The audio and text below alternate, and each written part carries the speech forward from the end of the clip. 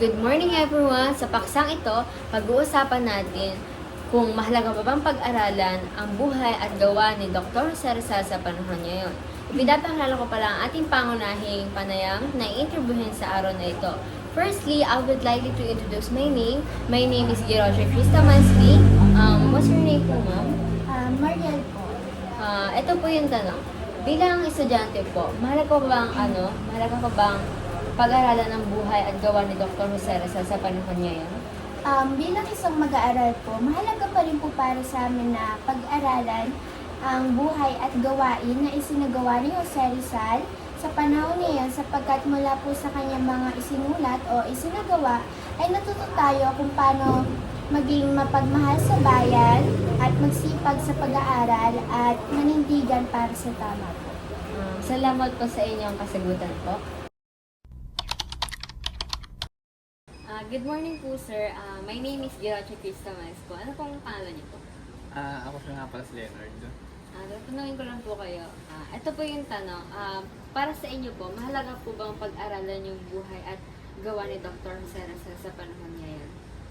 Sa aking opinion, mahalaga siyang pag-aralan sapagkat maaari siyang magamit sa ating pag-aaral at maaari rin nating malaman sa buhay niya kung ano ang nangyari sa ating nakaraang kasaysayan. Yun lang. Ano naman po yung take-aways niyo para sa mga mag-aaral na pag-aaralan yung buhay ni Dr. Jose Rizal? Masasabi ko sa mga kabataan na gusto o nais pag-aralan ang buhay ni Rizal ay tandaan lang nila yung salitang sinabi niya na kabataan ang pag-asa ng bayan.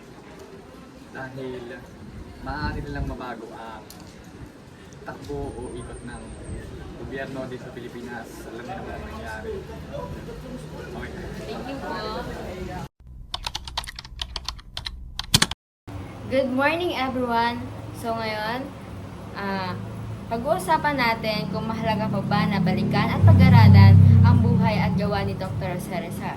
Firstly, I would like to introduce my name. My name is Giroche Krista Mansky. What's your name po? Marisa. Para po sa inyo, bilang isang vendor, mahalaga pa ba na pag-aralan at balikan yung gawa ni Dr. Rizal sa panahon ngayon? Pwede. Pwede pag-aralin. Ah, Kasi yun yung una nating bayani dito sa Pilipinas. Doon tayo, kung hindi tayo mag-aral ng grade 1, hindi tayo makatapos ng high school o kaya elementary. Dahil kay Dr. Rizal doon ang galing yung mga pera. Sila unang pera, piso hanggang libo. Kung wala yun, hindi nakatatak yung pera sa atin. Hindi tayo makakabili ng pangangailangan natin dahil doon ang galing kay Dr. Jose Rizal yung ating pinag-aralan. Siya ang nag-alibig sa ating bayani. Yun ang bayani natin yung unang tinatag dito sa Pilipinas ng araw. Salamat po.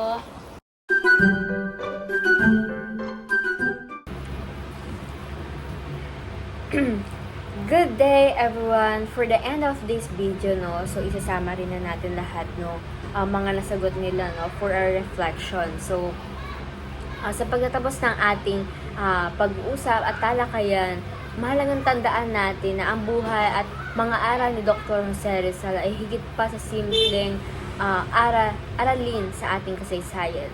Lalo na sa mga estudyante, si Rizal ay nagbibigay siya ng inspiration na maging critical sa mga issues sa lipunan, lalo na maging mapagmahal sa bayan at magsikap sa edukasyon upang makatulong sa pagbababuti ng ating bansa.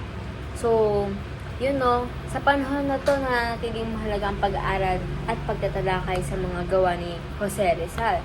Sa kanyang mga sinulat, particular na dito yung mga No Limitang Here, El Filibusterismo, yung dalawang nobela na yun is kilala talaga, lalo na sa mga aral, kwento noong unang panahon ng pagsakop sa atin ng Espanyol. Nagbibigay siya ng mahalagang perception sa ating lipunan. Dito, lalo na sa politika. Ngayon is, kaugnay na rin dito tulad ng mga corruption sa ating modern context ngayon. Kaya yung pag-aaral sa kanya, yung mga gawa niya is nagsisilbing salamin sa ating kasaysayan. Nagbibigay din ito upang maunawaan natin yung mga pinagdaanan sa ating bansa. Bukod pa rito, yung kanyang mga gawa ay nagtuturo sa atin ng pagmamahal sa bayan, pagkasakripisyo, at kahalagahan ng edukasyon, mga aral na mahalaga para sa paghubog ng isang mas magandang kinabukasan para sa mga bata at lalo na sa lahat ng Pilipino sa ating bansa. So, kaya dapat na pagpatuloy natin pag-aralan yung buhay at gawa ni Dr. Jose Rizal, hindi lamang sa paggunita sa kanyang nakaraan, kundi isang patuloy na paghahanap ng isang solusyon sa mga hamon na kinakaharap ng ating bansa ngayon. So, mahalaga talaga siya na pag-aralan at pagtalakayin pa para mas lalo tayong ma-educate, mas lalo pa tayong ma-comprehend yung knowledge natin about Dr. Jose Rizal.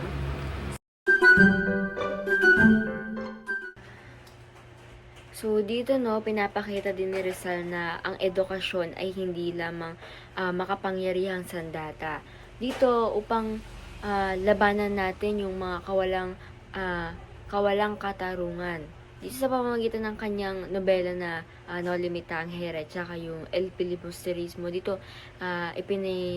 ipinalantad niya na yung pang-aabuso noong panahon ng Kastila bilang isang mag-aaral na matututo tayo sa kaalaman na ang susi ay pagtukoy sa mga problema sa lipunan at paghahanap ng mga solusyon para dito.